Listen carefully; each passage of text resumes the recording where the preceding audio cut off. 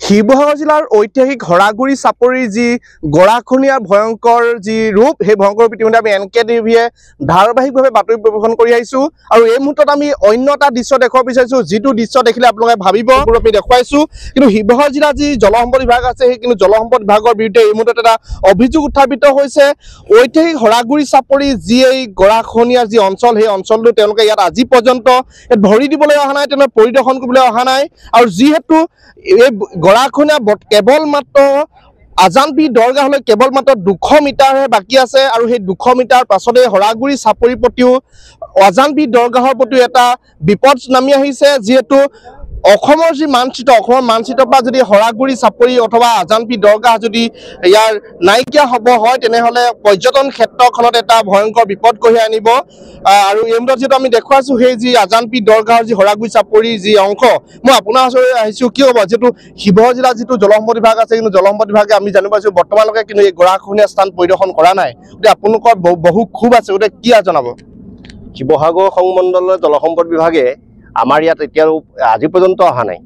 তেওঁলোকে ওপৰৰ পৰা পাব্লিকক ফোন অভাৰ টেলিফোন কথা সুধি থাকে গৰাখহাইছে নেকি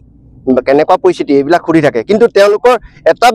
দায়িত্ব আছিলে যে এই গৰাখহনীয়া তেওঁলোকে নিজে পৰিদৰ্শন কৰিব লাগিছিলে তেওঁলোকে পৰিদৰ্শন কৰি তাৰ সুব্যৱস্থা ল'ব পৰা ব্যৱস্থা কৰিব লাগিছিলে আমি ৰাইজে তেওঁলোকক আমাৰ তৰফৰ পৰা ভিক্ষা দিছোঁ তেওঁলোকে যদি এই সম্পদ এটা চলাই আছে সম্পদটো তেওঁলোকৰ দায়িত্ব কি সেই কথাটো জানে নাজানে তেওঁলোকে দায়িত্ববোৰ বুজি পাব লাগিছিলে পাব্লিক এটা এজন দুজন পাব্লিক নহয় প্ৰায় 500 পৰিয়াল ইয়াৰ পৰা যাব এই গৰাখহনীয়াৰ পৰা যাব আৰু লগতে ঐতিহাসিক আজানপীৰ দৰগাহ মাত্ৰ 200 মিটাৰ আছে 200 মিটাৰটো খুব কম সময়ৰ ভিতৰত ব্ৰহ্মপুত্ৰে লৈ যোৱাৰ ব্যৱস্থা কৰিব বুলি আমি ভাবিছোঁ আৰু তেওঁলোকে আজি আহিলেও ইয়াত ব্যৱস্থা কৰিব ব্যৱস্থা আছে তেওঁলোকে প্ৰতিৰোধ কৰিব পৰা ব্যৱস্থা ল'ব লাগে যিহেতু তেওঁলোক অহা নাই আজিও অহা নাই তেওঁলোকক বাৰে প্ৰতি আমি কৈ আছোঁ তেওঁলোকে পৰিদৰ্শন কৰিবলৈ আহক বুলি তেওঁলোকে কিন্তু অহা নাই হয় নিশ্চয়কৈ শিৱসাগৰ জিলাৰ যি জলসম্পদ বিভাগ আছে জলসম্পদ বিভাগে এই যি গৰাখহনীয়া স্থান সেই গৰাখহনীয়া স্থান বৰ্তমান পৰ্যন্ত পৰিদৰ্শন কৰা নাই আৰু যিহেতু বিশ্বৰ যি পৰ্যটন ক্ষেত্ৰ আজানপীৰ দৰগাহ ভূমি আছে ইয়াতে সেই আজানপীৰ দৰগাহৰ প্ৰতিও ইতিমধ্যে ভয়ংকৰ বিপদ কঢ়িয়াই আনিছে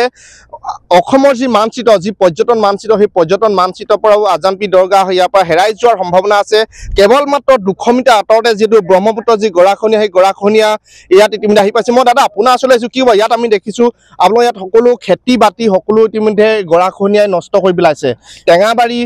নিশেষ কৰিছে গতিকে কি কৰিব জনসাধাৰণে ইয়াৰ যিহেতু কৃষিৰ ওপৰত নিৰ্ভৰশীল গতিকে কি আপোনালোকে আহ্বান জনাব চৰকাৰক এইটোৱে জনাইছোঁ যে আমাক এই গৰাখহনীয়াটো বন্ধ কৰি দিয়ে তেওঁলোকে প্ৰটেকশ্যন দি পিনে যেনে তেনে আমাক সহায় আমাৰ এই নেমুবাৰী দেখিছে ন আপোনালোকে কিমান বিঘা বিঘা নেমুবাৰী গুচি গৈছে ইয়াৰ পৰা গুচি গৈছে নেমুবাৰী ব্ৰহ্মপুত্ৰ লৈ গুচি গৈছে এই আজানপীৰ দৰগাহ ইয়াৰ ওচৰতে আছে 200 মিটাৰ নাই আজানপীৰ দৰগাহ লৈ যাবলৈ তেওঁলোকে আজানপীৰ দৰগাহ লৈ গৈ যোৱা মানে আমাৰ খৰাগুৰি গাঁওখন গোটেইখন গুচি যোৱা তেওঁলোকক এইটো বাৰে বাৰে অনুৰোধ কৰিছোঁ যে হিমন্ত বিশ্ব শৰ্মা ডাঙৰীয়াক তেওঁ এবাৰ আহি আমাৰ ইয়াত চাই যাওকহি আমাৰ এই গৰাখহনীয়াটো চাই যাওকহি যিসকল জনতাৰ প্ৰতিনিধি ৰাইজৰ প্ৰতিনিধি তেওঁলোক ইয়ালৈ আহিছে নাই নাই কোনো অহা নাই ইয়ালৈ কোনো অহা নাই বিধায়কো অহা নাই ইয়ালৈ বিধায়কো আহিলে ইয়াত আমাৰ এই গৰাখহনীয়া চোৱাহি নাই কোনো এজন অহা নাই ইয়ালৈ অখিল গগৈ আহিছেনে নাই অহা তেওঁ নাই অহা তেওঁ ইয়াৰ ব্ৰহ্মপুত্ৰ কাণত আহি আমাক চোৱাহি নাই দিচাংমুখলৈহে তেওঁ গৈছে অকল দিচাংমুখ